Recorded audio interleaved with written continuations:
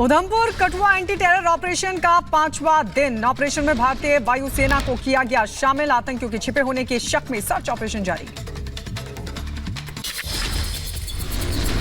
जम्मू कश्मीर के सांबा बॉर्डर पर सुरक्षा बलों ने घुसपैठ की कोशिश को नाकाम किया। मुठभेड़ में घुसपैठिया मारा गया। प्रधानमंत्री मोदी की इंडी गठबंधन को चुनौती। कहा, अगर कांग्रेस के शहजादे में हिम्मत है तो घोषणा करें कि धर्म के आधार पर आरक्षण का दुरुपयोग नहीं करेंगे और न आरक्षण देंगे। इंडी गठबंधन को मेरी ये चुनौती है कि घोषित करे कि वो गारंटी दे देश को, लिखित में दे, क्योंकि उन पे भरोसा नहीं कर सकते, कि वो धर्म के आधार पर आरक्षण नहीं देंगे। घोषित करें। प्रतिभा सिंह का कंगना रनौत पर बयान वायरल। बोली, हसीन परी को देखने आने वाले लोग नहीं देंगे वोट। तो लोगों को तो हमने भी शानी थी जी, हमने भी देखनी थी कैसी है वो हसीन परी। तो उसको देखने के लिए भी लोग जा रहे हैं, देखने के लिए जा रहे हैं। हमने भी देखनी क्या चीज है वो, पर वो वोट में नहीं कन्वर्ट हो सकते वो लोग, उनका वोट नहीं जा सकता। बीजेपी नेता जयराम ठाकुर का विक्रमादित्य पर पलटवार। कहा, कंगना पार्टी की पहचान है। गलत भाषा का बीजेपी मुंह तोड़ जवाब देगी। कंगना का अपमान पार्टी बर्दाश्त नहीं करेगी। लेकिन अगर अभद्र भाषा का इस्तेमाल करेंगे, गलत भाषा का इस्तेमाल करेंगे, तो भारतीय जनता पार्टी गलत भाषा तो नहीं करेगी, लेकिन जवाब जोरदार तरीके से देंगे। विक्रमादित्य के अपवित्र वाले बयान पर कंगना रनौत का पलटवार। कहा, पूर्व सीएम वीरभद्र होते तो डांट कर कहते कि अपनी बड़ी बहन से माफी मांगो। जी होते तो उनका दिल कितना दुखता कि हमारी बेटी को कहा कि वो अपवित्र है, और वो निश्चय ही टीका जी को डांट लगाते और बोलते कि तू अपनी बहन से माफी मांग। लेकिन आज उनको ऐसा बोलने वाला, उनको समझाने वाला कोई नहीं है। गृहमंत्री अमित शाह ने हैदराबाद में माधवीलता के समर्थन में किया रोड शो। माधवीलता के समर्थन में मांगे वोट। कहा, माधवीलता को प्रचंड बहुमत से जिताकर हैदराबाद को रजाकारों से मुक्ति दिलाने का करें काम। बहन माधवीलता को प्रचंड बहुमत से चुनकर भेजे और हैदराबाद को साथ में रजाकारों से मुक्ति दिलाने का काम करें।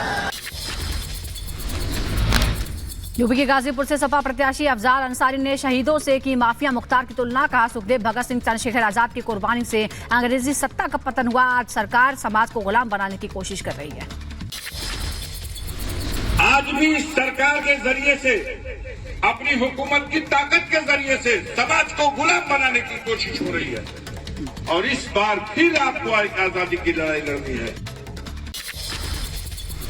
कर्नाटक के मंत्री आरबी थिम्मापुर का विवादित बयान आया सामने। कहा, भगवान कृष्ण से की प्रज्वल रेवन्ना की तुलना। कहा, महिलाएं श्री कृष्ण परमात्मा के साथ भक्ति भाव से रहती थी, लेकिन शायद प्रज्वल रेवन्ना उनका रिकॉर्ड तोड़ना चाहते थे।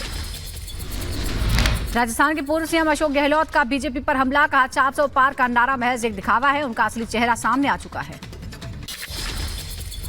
टिकट को लेकर सस्पेंस के बीच सोनिया गांधी के क्षेत्र प्रतिनिधि रहे केएल शर्मा पहुंचे अमेठी। केएल शर्मा ब्लॉक स्तर पर कार्यकर्ताओं के साथ उन्होंने की बैठक के बाद केएल शर्मा ने कहा, दोनों सीटों से उम्मीदवारी के संबंध में कोई निर्णय नहीं हुआ है। सभी कांग्रेस कार्यकर्ता 3 मई के लिए तैयार। राहुल गांधी की तारीफ करते नजर आए पाकिस्तान के पूर्व मंत्री चौधरी फवाद। बीजेपी ने फवाद चौधरी के पोस्ट पर कांग्रेस को घेरा। बीजेपी के राष्ट्रीय प्रवक्ता शहजाद पूनावाला ने कहा, कांग्रेस का हाथ पाकिस्तान के साथ। कांग्रेस के नेता पाकिस्तान को अपना दुश्मन नहीं मानते। हैदराबाद से एआईएमआईएम के उम्मीदवार असदुद्दीन ओवैसी ने चुनावी सभा को संबोधित करते हुए मुसलमानों के आरक्षण का मुद्दा उठाया और बीजेपी पर जमकर साधा निशाना। कहा, मुसलमानों का आरक्षण मजहब की बुनियाद पर नहीं दिया गया। बीजेपी नफरत पैदा कर रही है।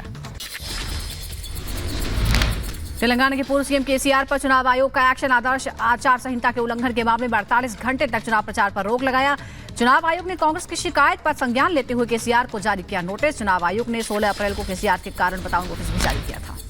अमेठी और रायबरेली में नामांकन भरने की कल अंतिम तारीख। अब तक कांग्रेस की ओर से तय नहीं किया गया अमेठी में कांग्रेस का प्रत्याशी कौन होगा। रायबरेली पर भी कांग्रेस ने अपने पत्ते नहीं खोले। दोनों निर्वाचन क्षेत्रों में 20 मई को मतदान किया जाएगा। जम्मू कश्मीर के राजौरी में पीडीपी प्रमुख महबूबा मुफ्ती ने रोड शो किया। अनंतनाग राजौरी से लोकसभा उम्मीदवार हैं महबूबा मुफ्ती। चुनाव आयोग ने तेलंगाना की सभी 17 संसदीय सीटों पर मतदान समय में किया बदलाव। सुबह 7 बजे से शाम 6 बजे तक डाले जा सकेंगे वोट। चुनाव आयोग ने जारी किया नोटिफिकेशन भी। राजस्थान के अजमेर में लोकसभा चुनाव के लिए रीपोलिंग हो रही है। राजस्थान की सभी 25 सीटों पर 19 और 26 अप्रैल को मतदान हुआ था। बूथ पर पोलिंग पार्टी की गलती के कारण आज फिर से वोटिंग हो रही है। आंध्र प्रदेश में वाईएसआरसीपी का चुनावी अभियान शुरू। विजयवाड़ा से वाईएसआरसीपी उम्मीदवार हैं देवनेनी अविनाश। गुजरात के वडोदरा में सामूहिक विवाह का आयोजन हुआ। विवाह समारोह में सामूहिक रूप से मतदान करने की ली गई शपथ। बीआरएस नेता कृष्ण मन्ने को पुलिस ने किया गिरफ्तार। उस्मानिया विश्वविद्यालय में छुट्टियों के संबंध में परिपत्र को लेकर हुई गिरफ्तारी। कल ओयूपीएस में दर्ज की गई थी शिकायत। दिल्ली स्कूल में बम की धमकी के मामले में सूत्रों से खबर। दिल्ली के संस्कृति स्कूल में धमकी के एक नहीं 2 मेल आए थे। दोनों मेल में ज्यादा टाइम डिफरेंस नहीं था।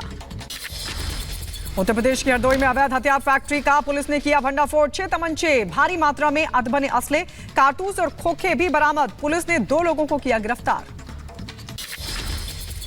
पाकिस्तान में फिर उठा जबरन धर्मांतरण का मुद्दा। हिंदू सांसद दानेश कुमार ने चंद लोगों की वजह से बदनाम हो रहा है पाकिस्तान। ने कहा सिंडिकेट डकैत हिंदू लड़कियों को जबरन कबूल करवा रहे हैं इस्लाम।